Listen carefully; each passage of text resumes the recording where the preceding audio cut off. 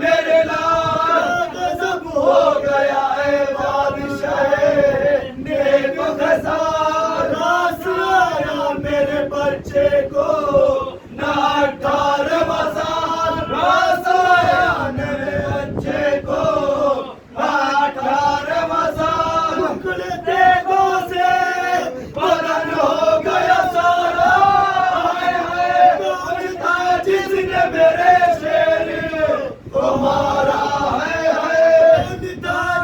نے میرے شیر کو مارا ہے لاش اکبر کی جو مقتل سے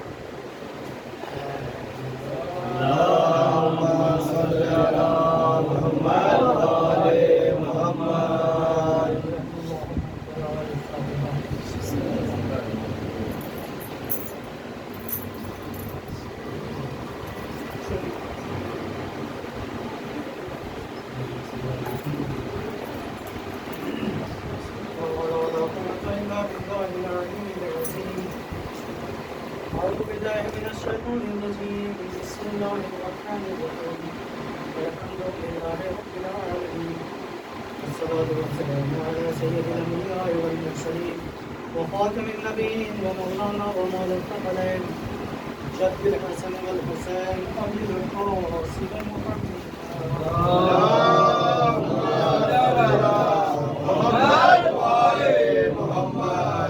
من الطاهرين المعصومين المسلومين ولعنة الله على أعدائهم أجمعين هذا إلى قيام يوم الدين أما بعد فقد قال الله تعالى وتبارك في القرآن المجيد وهو أصدق الصادقين وقال بسم الله الرحمن الرحيم ومن يجيب المضطر إذا دعاه ويكشف السوء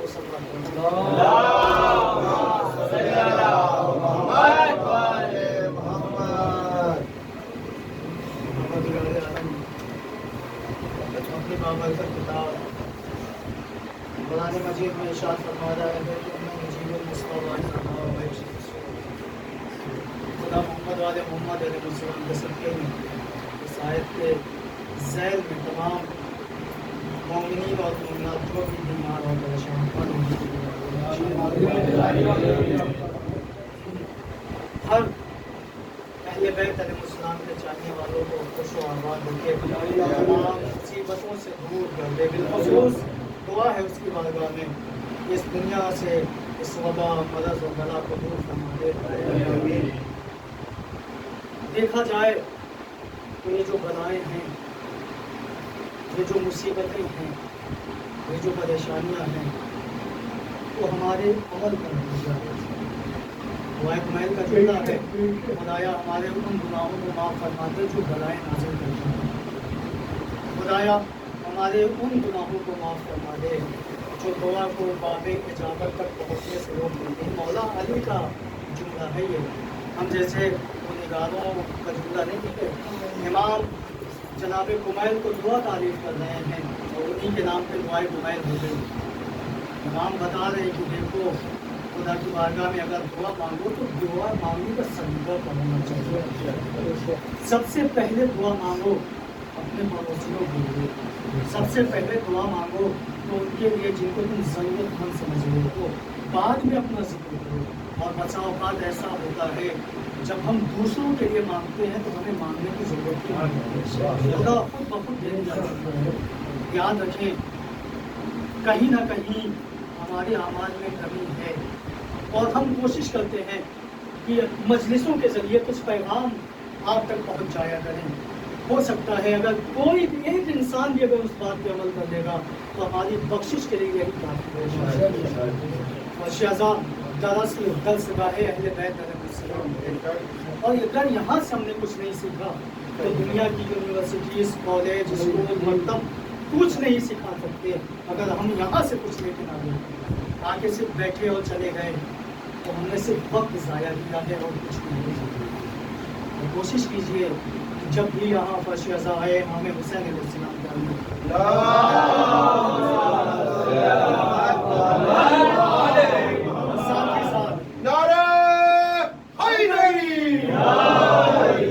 اور ساتھ ہی ساتھ آپ لوگوں سے ایک انورودھ بھی ہے ریکویسٹ ہے درخواست ہے دیکھیے خطرہ عزاداری تو نہیں ہے عزاداری ہے عزاداری جن کی ہے وہ حفاظت کر رہے ہیں حفاظت ہمیں خود اپنی بھی کرنا ہے اور ساتھ ہی ساتھ فرش ازائے امام حسین علیہ السلام کی کرنا ہے آپ یہاں کا ماحول بہتر ہم سے جانتے ہیں हमें नहीं पता, हम तो यहाँ नए हैं। जब कायनात के वर्क पे लिखा जाएगा तब कहीं जाके हम यहाँ पे पुराने होंगे, अभी नए हैं। हमें समझने में बहुत वक्त लगेगा, आप लोग जानते हैं। कोशिश कीजिए कि ऐसी बातें ना हो जिससे हर इंसान के हाथ आ जाए।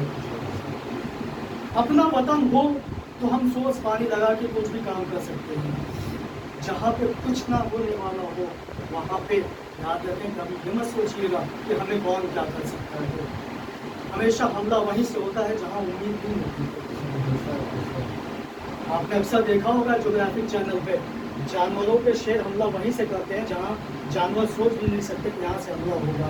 तो कोशिश कीजिए जब भी मैदान में खड़े होइए तो मैमना भी ताके रहिए, मैसरा पे भी ध्यान रखिए, कल्बे रखने पर ध्यान रखिए, अपने आगे भी निगाहें रखिए, अपने पीछे भी निगाहें रखिए, अपने दाएं जानिब भी निगाहें रखिए, अपने बाएं जानिब भी निगाहें रखिए। और जब भी घर से निकलिए तो नादे अली के हिसार में होके आइए, फिर दुनिया की कोई ताकत आपको नुकसान नहीं पहुंचा पाएगी। नादे अली में वो तासीर है, अगर यकीन दिल से आप तिलावत करके निकलेंगे सामने वाला आपको देख भी नहीं पाएगा। आप सलात पढ़े मोहम्मद वाले। बहुत सी ऐसी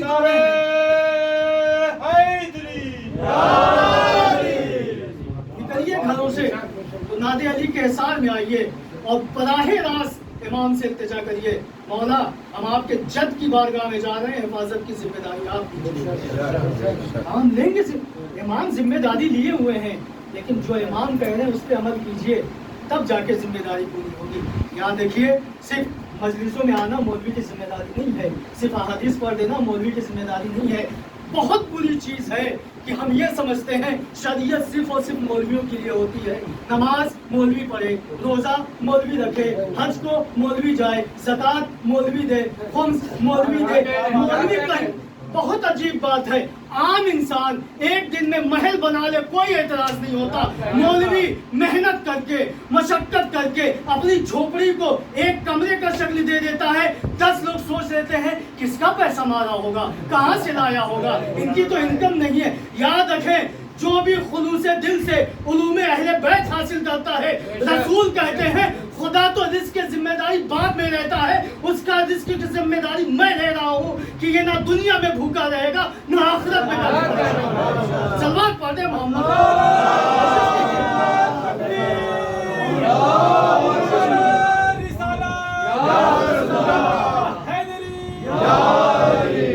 कभी सोचा है कि एक इंसान 18 साल 20 साल 30 साल मेहनत करके उलूमे अहले बैत आप तक पहुंचा रहा है, हम सिले में क्या दे रहे हैं?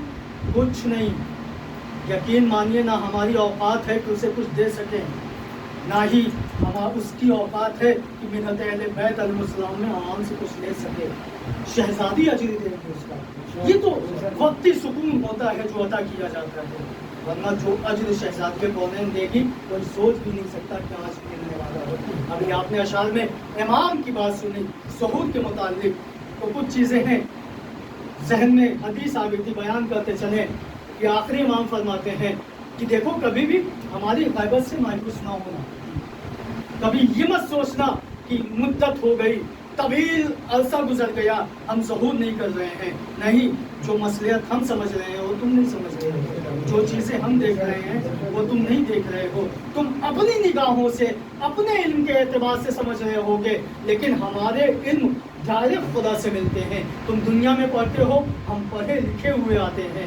तुम यहाँ सीखते हो, हम कायनात को सिखाते हैं। तुम यहाँ आके बोलते हो, जब हम बोलते हैं तो ज़माना बोलना सीखता है। तुम यहाँ आके सोचते हो, हम सोचते ही नहीं। कुन फयकून की मंजिल तो खुदा ने हमें समझाने के लिए बताई है, वरना कुन फयकून इनकी निगाहों में कुछ नहीं है, ये सिर्फ इशारा कर दे वो चीज़ बन जाती है। अब खुदा देखिए, एक नूर है, हमारे पास वो सलाहियत नहीं, वो औकात नहीं, वो इल्म नहीं, बराहे रास्त हम खुदा से बात करें।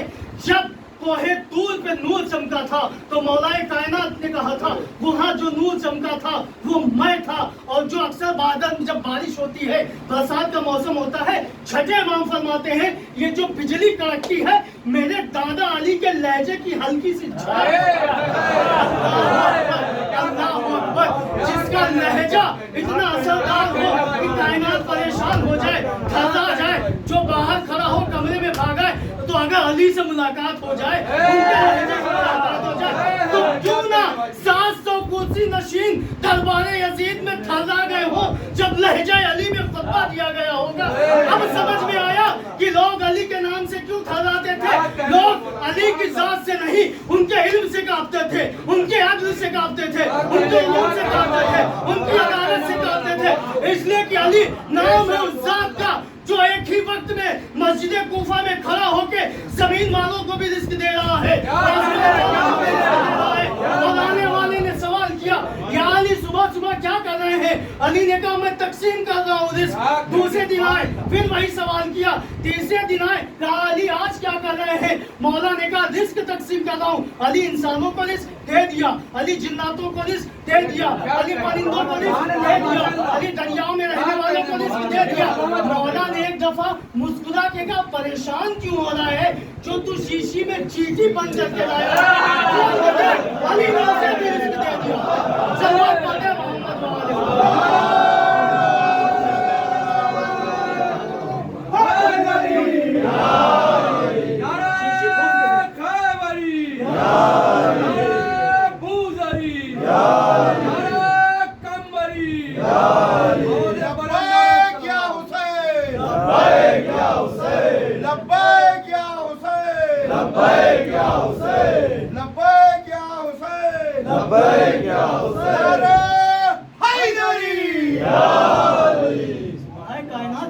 कोई मुकाबला ही नहीं, इसलिए कि ये अपनी जात में एक ऐसा इल्म का सरचश्मा है जहाँ से आदम अगर इल्म ले तो उनका इल्म कामयाब है।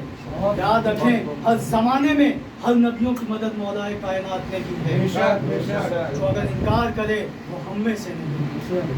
इसलिए कुलूम अहले बैत वो इल्म है जिनके सदक़े में कायनात में इल्म दिया जा रहा है। वो इल्म ही नहीं है जो दरे अहले बैत से मुतमस्सिक ना हो। वो इल्म ही नहीं है जो आपस में तफरका पैदा कर रहा हो। वो इल्म ही नहीं है जो किसी को बुलंदी से पस्ती की तरफ ले आए। वो इल्म ही नहीं है जो हमारी भाईचारगी को खत्म करे। वो इल्म ही नहीं है जो बाप को अपने बेटों से जुदा कर दे। वो इल्म ही नहीं है जो माओ पे उंगली उठाने पे मजबूर कर दे। वो इल्म ही नहीं है जो बाप की शिकस्ता पहलू को और खम कर रहा हो। वो इल्म ही नहीं है जो उलूम आले मोहम्मद को नकार रहा हो। याद रखें इल्म कभी भी किसी को भटकाता नहीं है। जहाँ ये देखें कि अगर इल्म भटका रहा है तो वो इल्म नहीं जिहालत है। इसलिए कि इल्म जो है हमेशा लोगों को बुलंदी देता है, हमेशा पस्त को बुलंद करता है, हमेशा कम ज़हनों को बुलंद ज़हन बनाता है। हमेशा इल्म जो है लोगों को भटके हुए को राह रास्त पे ले आता है। इतना राह रास्त पे ले आता है, इतना राह रास्त पे ले आता है इल्म। अगर दरे अहले बैत से कोई इंसान मुतमस्सिक हो जाए, इनसे मुंसलिक हो जाए और इल्म पे रिसर्च करे तो कोई अपने दौर का जाबिर बिन हय्यान बनता है, उलूम बनता है, कोई अपने दौर का मोइनुद्दीन चिश्ती बनता है, कोई अपने दौर का कोई बनता है, कोई अपने दौर का बाकिर मजलिसी बनता है, कोई अपने दौर का 9 साल की उम्र में हिल्ली होकर मुस्तहिद बन जाया। जवाब पढ़े मोहम्मद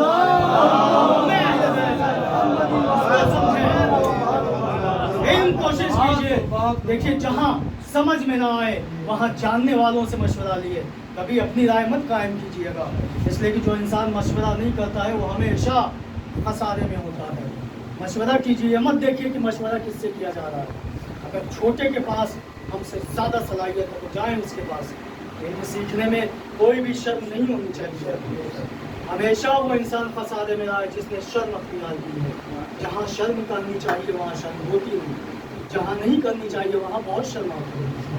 किसी की ग़ीबत करने में शर्म नहीं आती, किसी का हक मारने में शर्म नहीं आती, किसी को गाली देने में शर्म नहीं आती, किसी को नीचा दिखाने में शर्म नहीं आती। लेकिन इसी ग़ीबत को दूर करने के लिए जब किसी आलिम के पास जाना होता है तो बहुत शर्म आती है। इसी हसद को ख़त्म करने के लिए जब किसी से सवाल करना होता है बहुत शर्म आती है कि सामने वाला क्या कहेगा। 80 साल के हो गए अभी नहीं, ये नहीं मालूम, ये ना देखो। इल्म हमें हमेशा यही सिखाता है। इल्म देखिए उम्र का मोहताज नहीं है, इल्म जो है लिबास का मोहताज नहीं होता है, इल्म जो है शेरवानी का मोहताज नहीं है, इल्म टोपी का मोहताज नहीं है, इल्म ज़बान का मोहताज नहीं है, इल्म आँख का मोहताज नहीं है, इल्म सुनना का मोहताज नहीं है। इल्म याद रखे हम मोहताज हैं इल्म के, इल्म मोहताज है उलूम अहले बैत। सल्लल्लाहु अलैहि मोहम्मद कभी भी शर्म मत कीजिएगा इल्म सीखने में, कभी भी। और जो इंसान किसी से कुछ मालूम कर रहा है और सामने वाले को अगर वो चीज़ मालूम नहीं है तो ज़रूरी है वो अपनी तरफ से राय कायम ना करे। साफ साफ मौलाए कायनात का फरमान है, जिस चीज़ के बारे में तुम्हें इल्म नहीं है उसके लिए साफ इनकार करो। कह दो साफ साफ हमें नहीं मालूम है, अपने उस्ताद से पूछ के बताएंगे। इसलिए अगर तुमने अपनी तरफ से कुछ बता दिया तो गलत मैसेज जाएगा। फला जिसको बताओगे फला दूसरे से बताएगा, वो दूसरे से बताएगा, इस तरीके से गलत तहरीक कायम हो जाएगी। जाने कि इनकार कर दो हमें नहीं मालूम है, इसमें कोई शर्म की बात नहीं है, इसलिए कि शर्म आनी बहुत ज़रूरी है। अभी हमने जिक्र किया कि आज हमारे अंदर वो हया खत्म हो गई है। जब हम अपने दोस्तों से मिलते हैं, अक्सर हम खुद देखते हैं अपने चाहने वालों से मिलते हैं, बहुत अच्छे अच्छे अल्फाजों से नवाजा जाता है। अल्लाह अकबर। आपको एक छोटा सा वाक़या हम सुनाते हैं, ज़रा सी भी गैरत होगी तो इन चीज़ों को छोड़ दीजिएगा। अगर कोई भी ये काम कर रहा है तो छोड़ दे। शादी के आले मोहम्मद अपने एक चाहने वाले के साथ बाजार में जा रहे हैं, इमाम के चाहने वाले का गुलाम भी साथ में है, बाजार से गुजर हुआ है, इमाम के चाहने वाले का गुलाम कुछ सामान देखने के लिए रुक गया। वो लोग आगे बढ़ गए, जब कुछ देर बाद आया तो आने के बाद इमाम के चाहने वाले ने अपने गुलाम से कहा, हलाली का अपोजिट क्या होगा ये आप जानते हैं। उस लफ्ज़ से उसने अपने गुलाम को पुकारा, मौला। गज़ब में आ गए। तारीख़ में लिखा है मौला का लहजा बदल गया। उन्होंने उसे क्या कहा, मौला आप जानते हैं वे गैर मुस्लिम हैं, उनके लिए शरीयत कोई चीज़ नहीं। तो इमाम ने कहा, सुन, जिस तरह तेरे मज़हब में तेरे लिए तेरा निकाह सही हो, उसी तरह इनके मज़हब में इनके लिए इनका निकाह सही हो। इमाम दुनिया से चले गए, अपने उस चाहने वाले से बात नहीं की। आप बताएं सिर्फ लफ्ज़, इसका अपोजिट मेंबर से नहीं बोल सकते, एक एहतराम होता है। उस लफ्ज़ पे इमाम इतना ज़्यादा गज़बनाक हो गए। आप बताएं जब दूसरों से मिलते हैं तो ना माँ का एहतराम होता है, ना बाप का एहतराम होता है, ना बहनों का एहतराम होता है। आज में इमाम ने अपने चाहने वाले से जब इमाम के पास आया था इजाज़त के लिए, इमाम ने कहा था क्या गुलाम से जो तुम्हारी बहस हो गई थी उसके लिए माफ़ी मांगी है तुमने? अल्लाह अकबर। उन्होंने कहा मौला जब हम माफ़ी मांगे, इमाम ने कहा नहीं, जाओ पहले अभी माफ़ी मांग के आओ फिर आके हमसे बात करना। गया है, माफ़ी मांगा है। गुलाम ने कहा आका ऐसी कोई बात बताओ। नहीं, इमाम ने कहा है तुम माफ़ करो। जब उसने माफ़ कर दिया है, इमाम के पास आया है, इमाम ने उनके गले लगा लिया है।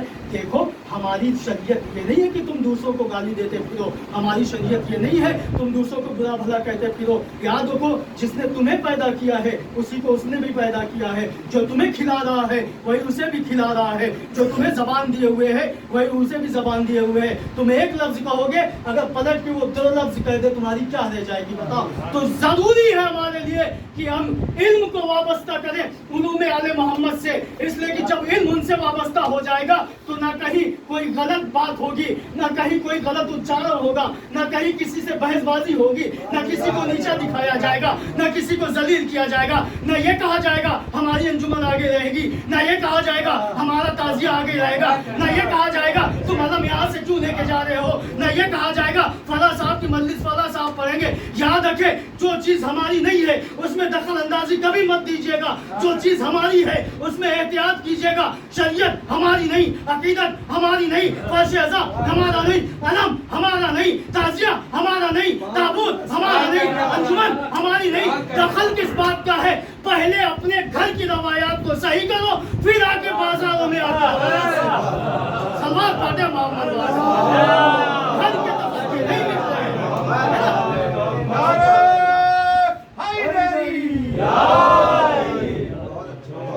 घर के इख्तिलाफ खत्म ही नहीं हो रहे हैं, बाहर निकलते हैं सीना चौड़ा करके फला साहब से बोल नहीं रहे हैं। आप जाइए घर में बताइए आपके यहाँ जो इख्तिलाफ हो उसका क्या होगा। पहले अपने गिरबान में झाँको, अपने घर को इस लायक बनाओ कि तुम्हारा घर अय्याम अज़ा में इमाम बारगाह के मिस्र हो। ऐसा घर बनाओ फिर इमाम को बुलाओ। जब हम एक اپنے کسی کوئی عزیز جب ہمارے یہاں مہمان ہوتا ہے تو کوشش یہی ہوتی ہے کہ اسے کوئی شکایت نہ ہونے پائے، ہر سامان کو سلیقے سے رکھا جاتا ہے۔ بتائیں کیا تقاضۂ محبت یہی ہے کہ ہم امام کو بلا رہے ہیں اور محبت کے نام پہ کچھ نہیں کر رہے ہیں؟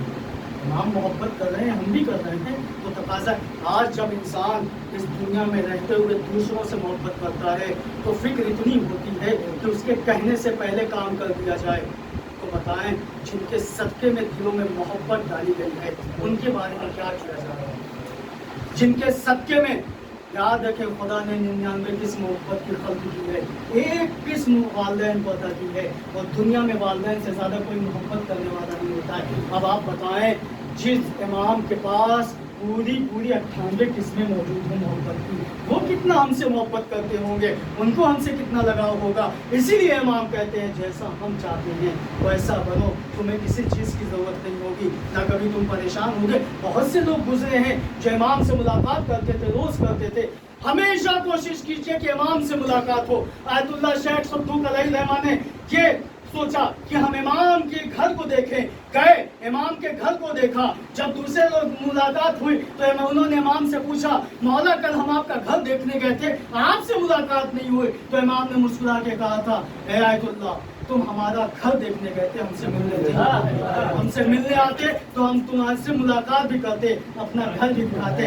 اسی لیے ضروری ہے جب بھی التجا ہو، جب بھی دعا ہو، امام کی زیارت کی دعا کیجئے، امام سے ملاقات کی دعا کیجئے۔ امام ہم سے قریب ہیں، آنکھوں سے گناہوں کے پردے ہٹائیے، امام کی زیارت روز ہوتی رہے گی۔ اپنے دلوں سے بغض ختم کر دیجئے، امام کی دھڑکنیں دلوں میں سنائی دے گی۔ اپنی زبانوں کو غلاظت سے پاک کر لیجئے، جب بھی کچھ بولیں گے امام جواب دیں گے اس کا۔ اپنے ذہن کو آلودگی اور چیزوں سے پاک کر لیجئے، ان ذہنوں میں آیتوں کا نزول کروائیے، ان دلوں میں سوروں کا نزول کروائیے، قرآن کی تلاوت کیجئے۔ جب اس لیے کہ قرآن نور ہے اور نور ہمیشہ دوسری چیزوں کو نور عطا کرتا ہے۔ جب قرآن کی تلاوت کیجئے گا تب سمجھ میں آئے گا سورہ حمد کیوں نازل کی گئی ہے، جب قرآن کی تلاوت کیجئے گا تب سمجھ میں آئے گا سورہ دہر کیوں نازل کی گئی ہے، جب قرآن پڑھیے گا تب سمجھ میں آئے گا کہ انا اعطینا کس کی شان میں آئی ہے، جب قرآن کو پڑھیے گا تب سمجھ میں آئے گا علی کا علم کتنا بلند ہے۔ یاد رکھیں قرآن و اہل بیت ہمیشہ ایک ہی ساتھ رہتے ہیں۔ اگر قرآن میں شفا ہے تو صاحب خاک شفا سے ملاقات جا کے کر لو، قرآن میں جنگ کا ہے تو فاتح جنگ خیبر کے پاس آ جاؤ، قرآن میں صداقت کا ذکر ہے تو صادق آل محمد کے پاس آ جاؤ، قرآن میں علم کا ذکر ہے تو مولا علی کے علوم کے پاس آ جایا کرو، قرآن میں پرچم کا ذکر ہے تو غازی عباس کے پرچم کے سائے تلے آ جایا کرو۔ اگر قرآن میں بلندی کا ذکر ہے تو دیکھو کس نے انسانوں کو بلند کیا ہے، اگر قرآن میں غیبت کا ذکر ہے تو آؤ مسجد جمکران کبھی امام زمانہ سے ملاقات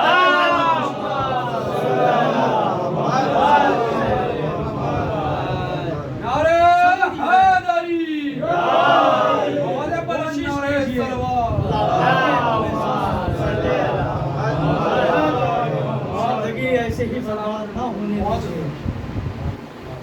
بہت سی حدیثیں ایسی ہیں کہ واقعی اگر آپ پڑھیے گا تو پریشان ہو جائیں گے۔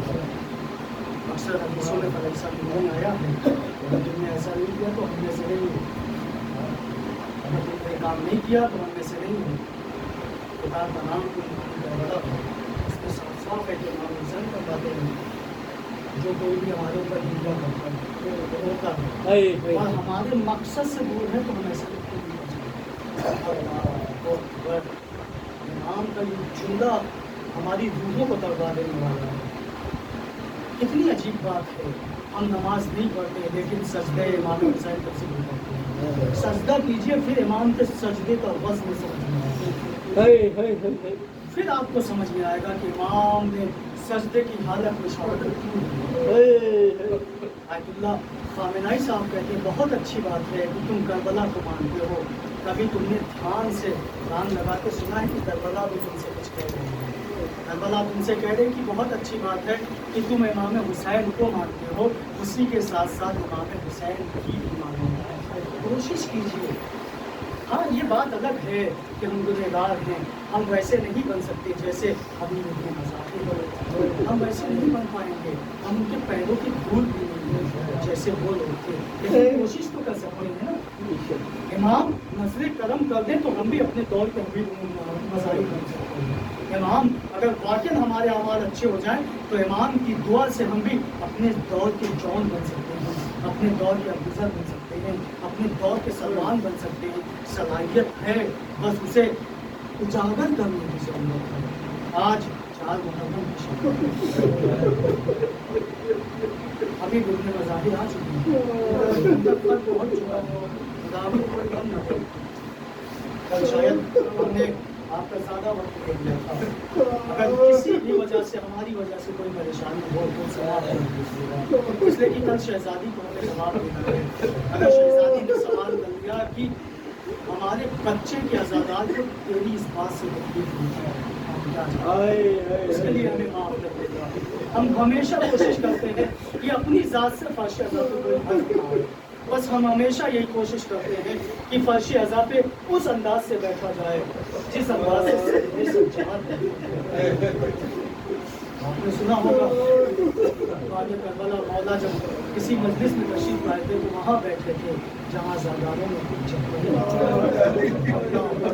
اپنی عظمت سمجھیے اور کوشش کیجیے، ہمیشہ احتیاط سے کام کیجیے۔ وطن میں ہے تو جیسے وہاں یہاں ہے تو جس انداز سے یہاں آپ کو رہنا اس انداز سے رہیے، کوشش کیجیے گا۔ خدا آپ لوگوں کو سلامت رکھے۔ مولا ایک دفعہ مکتب کی طرف جا رہے تھے اکیلے، محسوس ہوا امام کو کوئی پیچھے آ رہا ہے۔ مولا نے پلٹ کے دیکھا، کیا دیکھا، یہ ایک چاہنے والا امام کے پیچھے آ رہا ہے۔ امام نے پوچھ لیا بھائی آپ کیوں آ رہے ہیں؟ تو اس نے جذبہ محبت میں کہا مولا ہم یہ سوچیں کہیں ایسا نہ ہو کہ کوئی آپ پہ حملہ نہ کر دے اس تاریخ کے شب میں۔ امام نے دعائیں دی، خدا تمہیں سلامت رکھے۔ امام نے کہا اچھا جب آ گئے ہو تو آؤ ہم تمہیں کربلا دکھاتے ہیں۔ آگے بڑھے سارے جگہ کی ساکبہ نکلے، امام کے ساتھ امام کا چاہنے والا نکل۔ امام ایک جگہ رک کے کہتے ہیں وہ جگہ دیکھ رہے ہو وہاں پہ علی اکبر